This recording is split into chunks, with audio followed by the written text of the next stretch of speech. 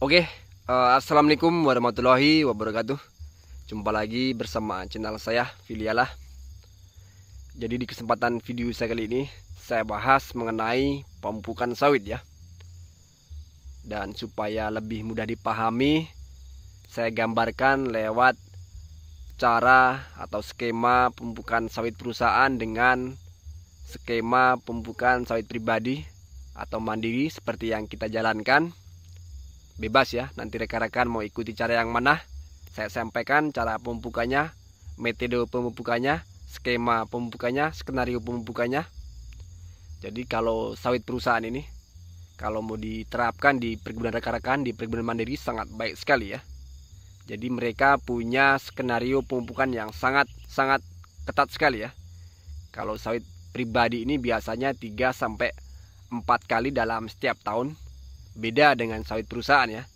Walaupun dikatakan 3-4 kali juga, cuman di dalam setiap jatuh kali periode pemupukan, jadi rentetan pupuknya sangat panjang sekali ya. Jadi semisal jatuh pada periode pertama, dia itu melakukan pemupukan sebanyak 2-3 kali ya dalam setiap per 2 minggunya. Jadi walaupun dikatakan 3-4 kali per tahun, di dalam setiap periode terdapat rentetan pemupukan yang sangat ketat ya. Jadi kalau di global bisa sampai antara 12-14 kali pemupukan dalam setiap tahun. Itu di sawit perusahaan. Kalau di sawit pribadi seperti yang kita jalankan ini, biasanya hanya 3-4 kali dan skema pemupukannya atau skenario pemupukannya hanya 1 ya per 3 bulannya. Jadi kalau sawit perusahaan, di dalam setiap periode pertama ada pupuk rosfosfat, ada pupuk urea, ada pupuk NPK. Jadi kolaborasi, kemudian 3 bulan lagi dia melakukan periode pemupukan lagi, sama ya rentetannya. Ada juga diaplikasikan dolomit dulu, kemudian SP36. Jadi bedanya kalau di perusahaan itu lebih ketatnya seperti itu. Di dalam setiap periode terdapat rentetan pupuk yang sangat ketat sekali. Nah, untuk sawit perusahaan kalau diterapkan di perkebunan rekan-rekan sangat mantap sekali ya. Jadi jatuhnya kalau kita globalkan bisa sampai antara 10 kali lebih ya dalam setiap tahunnya.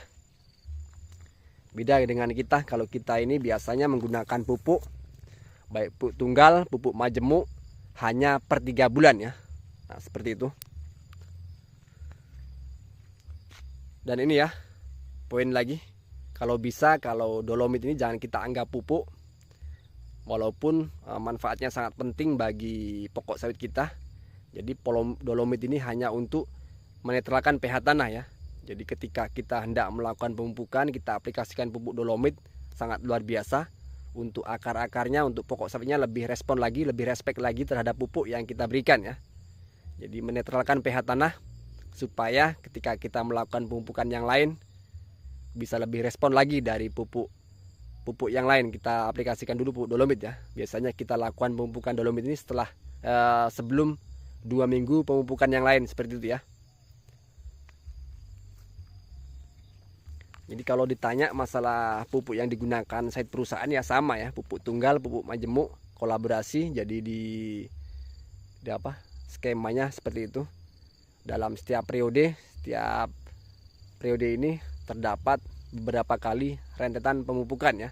Kemudian setelah 3 bulan periode pertama, kemudian jatuh 3 bulan kita lakukan rentetan lagi. 3 bulan kemudian dilakukan rentetan lagi, seperti itu ya. Makanya untuk pertumbuhan sawit perusahaan ini luar biasa hebat. Dari mulai performa pokok sawitnya, dari mulai performa buahnya sangat luar biasa hebat ya.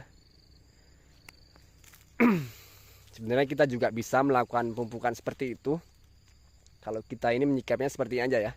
Kita belajar sederhana saja.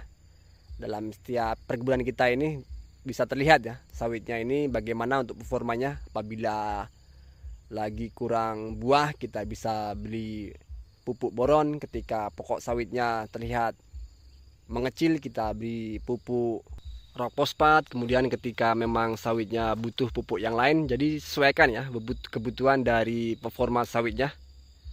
Nah itu sudah bisa membuat kita mengimbangi dengan skema atau skenario pemupukan perusahaan ya. Kalau rekan-rekan bisa mengikuti skenario atau skema pemupukan perusahaan atau site PT, lebih mantap lagi ya. Tapi itu sangat membebani kita ya dalam keuangan kalau kita skenarionya seperti sawit perusahaan ya. Kita cukup dengan menilai dari performa sawit kita. Jadi tidak akan terlalu merepotkan kita seperti itu. Jadi sesuaikan dari kebutuhan pokok sawit kita, mudah-mudahan untuk performanya, untuk pokok sawitnya, untuk performa buahnya akan sama dengan sawit perusahaan ya.